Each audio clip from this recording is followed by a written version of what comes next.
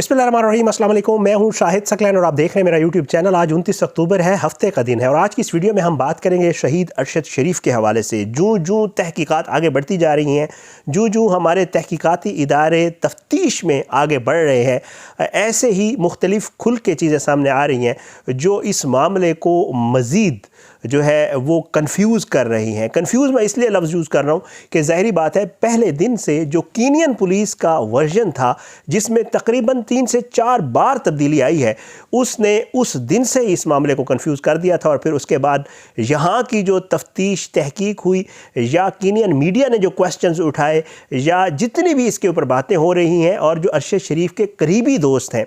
वो जो चीज़ें बता रहे हैं या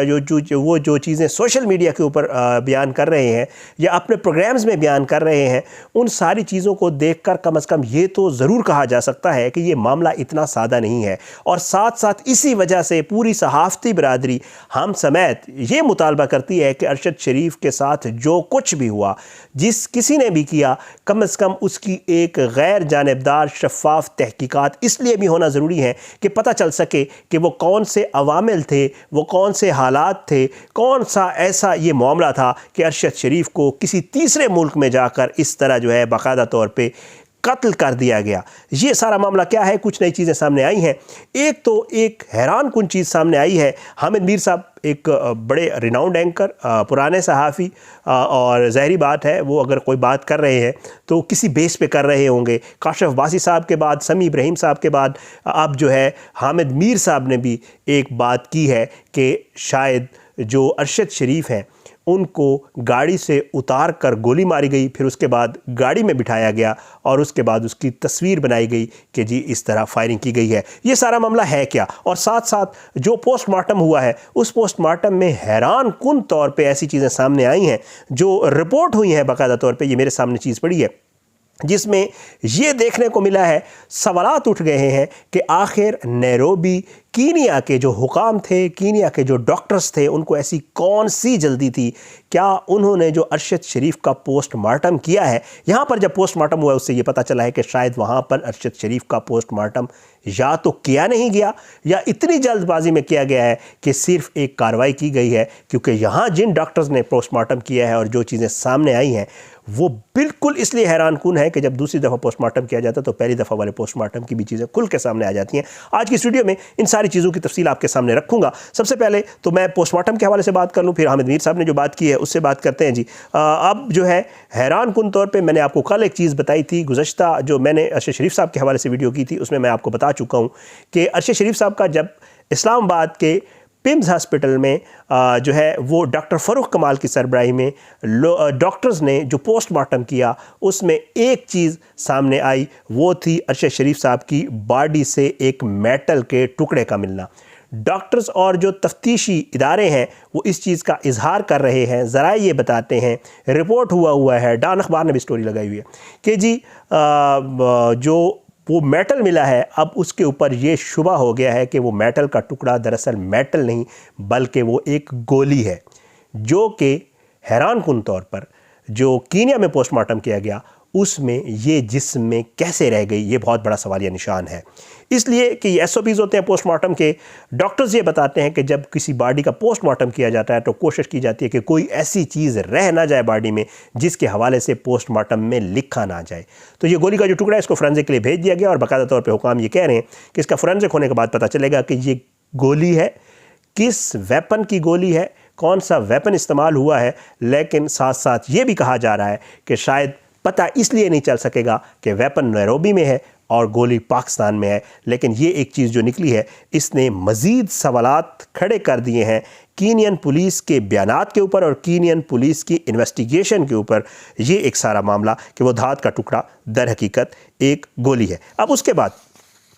अब गोली को फोरेंसिक के लिए जो है वो हवाले कर दिया गया है तफ्तीशकारों के, और इसमें सारी जो मैं आपको बता चुका हूँ कि जी हथियार किस किस्म है उसके हवाले से बातचीत होगी। अच्छा, पोस्टमार्टम में ये भी मालूम हुआ है कि अरशद शरीफ साहब जो थे उनको सीने और सर पर गोलियाँ लगी हैं और सीने पर ज़ख्म के निशान से ज़ाहिर होता है कि गोलियाँ अक़ब से और नज़दीक से चलाई गई हैं। ये बाकायदा तौर पे ये मैं आपको बता रहा हूँ कि जी अक्कब से और नज़दीक से चलाई गई हैं, जिसके हवाले से, जिसको देखकर बाकायदा समी इब्राहिम साहब ने भी, कल मैं आपको बता चुका हूँ, अपने प्रोग्राम्स में भी जिक्र कर चुके हैं, या जितने भी यहाँ पे सहाफ़ी हमारे सीनियर सहाफ़ी हैं वो ये शुबा का इजहार कर रहे हैं कि शायद जो गाड़ी की पिछली सीट थी, जो अकब से गोलियां मारी गई हैं और करीब से मारी गई हैं, तो इसका मतलब है कि गाड़ी की पिछली सीट के ऊपर कोई मौजूद था जिसने वो गोलियां गाड़ी के अंदर से मारी हैं या करीब से चलाई गई हैं। एक और चीज़ जो पोस्टमार्टम में सामने आई है वो इससे भी ज़्यादा हैरानकुन है, वो आपको बताऊं कि जी जिस्म के अगले हिस्से में गोली का ज़ख्म है, जहाँ से मुमकिन तौर पर पीछे से फायर की गई। खुदा न खास्ता जब कोई गोली फायर की जाती है तो फिर वो जहाँ से निकलती है वहाँ पे भी एक होल या सुराख बनाती है। तो पोस्टमार्टम में ये भी है कि जी गोली बाहर निकली थी और कमर पर गोली के ज़ख्म के गिर्द हल्का सा स्याह निशान भी पाया गया है, जो इस सूरत में हो सकता है जब गोली 4 फुट या इससे कम फासले से चलाई गई हो। ये पोस्टमार्टम में है, ये बाकायदा रिपोर्ट हुआ है कि जी जो कमर पे निशान है उससे एक स्याह निशान भी, और ये तब होता है जब आप करीब से खुदा न खास्ता किसी को फायर होता है तो वो एक तो गोली लगती है उस शख्स को, साथ में जो बारूद या उस गोली का कुछ वो होता है वो जलाता भी है हल्का सा, ज़ाहिर है जब करीब से फायर करते हैं। तो बहरहाल ये भी अच्छा, ज़रा ये कहते हैं जी कि अरशद शरीफ की खोपड़ी के ऊपरी हिस्से पर गोली के निशानात पाए गए और खोपड़ी का अहम हिस्सा टूटा हुआ पाया गया है, ज़ाहिर है ये आपको पता है। अच्छा, एक और चीज़ वो बड़ी हैरानकुन है, वो ये है कि जी गर्दन के ऊपर कमर पर गोली के ज़ख्म के गिर्द हल्का सा स्याह निशान है, और जो गोली जो है वो गर्दन के पास भी वो कहते हैं कि जो गोली लगी हुई है उस पर भी इसी तरह। तो ये शक का इजहार किया जा रहा है बाकायदा तौर पे कि जी गोली करीब से भी मारी गई है।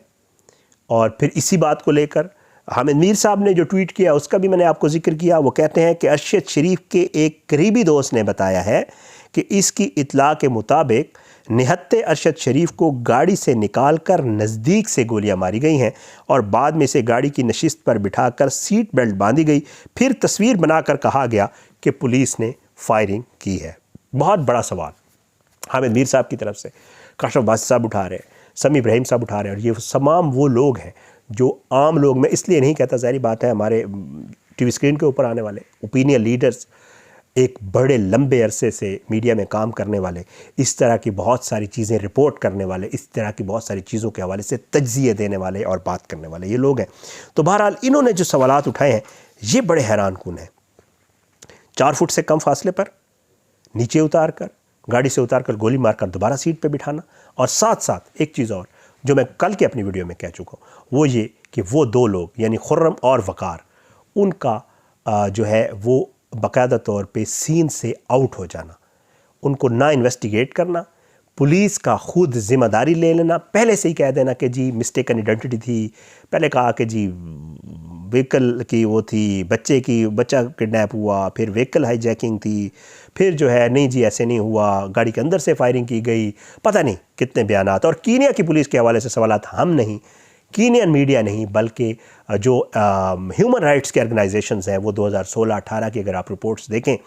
या ह्यूमन राइट्स कमेटी की रिपोर्ट्स देखें तो उनमें बाकायदा तौर पे ये बताया जाता है कि ये लोग बाकायदा, इनके स्क्वाड्स हैं जो बाकायदा तौर पे पैसे लेकर टारगेट किलिंग करते हैं और एक्स्ट्रा जुडिशल किलिंग के उनके ऊपर इल्ज़ामात हैं। ऐसी पुलिस के हवाले से उनके स्टेटमेंट्स और फिर इस तरह की चीज़ें जो हमारे मुल्क में पोस्टमार्टम हुआ है उसके हवाले से ऐसी चीज़ें सामने आना जो है उन्होंने मज़ीद सवालात खड़े कर दिए। और ये वही बात कि ये मामला इतना सादा नहीं है और इस मामले की तफ्तीश जो है बाकायदा तौर पे जो है वो होनी, इम्पार्शल होनी और किसी बड़े फोरम से होना बड़ा ज़रूरी है। दिल, फेफड़े, जिगर, तिली और मैदे समेत जिस्म के मुख्तलिफ हिस्सों के नमूने पहले ही लाहौर की फोरेंसिक साइंस एजेंसी को पैथोलॉजी और टॉक्सिकोलॉजी टेस्ट के लिए भेजे जा चुके हैं। ये मुख्तलिफ टेस्ट होते हैं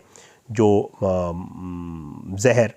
नशा या इस किस्म की चीज़ों के लिए देकर खुदा न खास्ता ऐसा कोई अमल किया गया है। तो ये सारी मामलात हैं, ये सारी मालूमात हैं जो आहिस्ता आहिस्ता खुल कर जो है वो सामने आ रही हैं। और हैरान कुन तौर पर इस सारे मामलात को कीनियन पुलिस के किरदार को, कीनियन डॉक्टर्स, कीनियन हुकूमत के किरदार को, पोस्टमार्टम से रिलेटेड, वाक़ये से रिलेटेड जितनी भी चीज़ें हैं उनके ऊपर बहुत शदीद नौइयत के और सीरियस नौइयत के जो है वो सवालात खड़े हो गए हैं। ये सारे मामलात चलते रहेंगे, इस तरह की जितनी भी तफसीलात इंशाअल्लाह आती रहेंगी और हम आप तक इंशाअल्लाह पहुंचाते रहेंगे और हम ज़ाहिरी बात है कोशिश होगी कि अरशद शरीफ साहब के हवाले से जितनी भी आवाज़ उठाई जा सके और इस मामले को मंतकी अंजाम तक पहुँचाने के लिए जितनी कोई बात की जा सके, फैक्ट्स के ऊपर रख कर चीज़ें जो सामने आएंगी इंशाअल्लाह हम आप तक रिपोर्ट करते रहेंगे। बहरहाल बस अपनी दुआओं में याद रखा करें, अल्लाह पाकिस्तान का हामी नासिर हो, इसके खिलाफ साजिशें करने वालों को नसूनाबूद करे, ज़ालिमों को इबरत का निशान बनाए, मज़लूमों को इंसाफ मिले। अपनी दुआओं में याद रखा करें। पाकिस्तान ज़िंदाबाद। अल्लाह हाफ़िज़।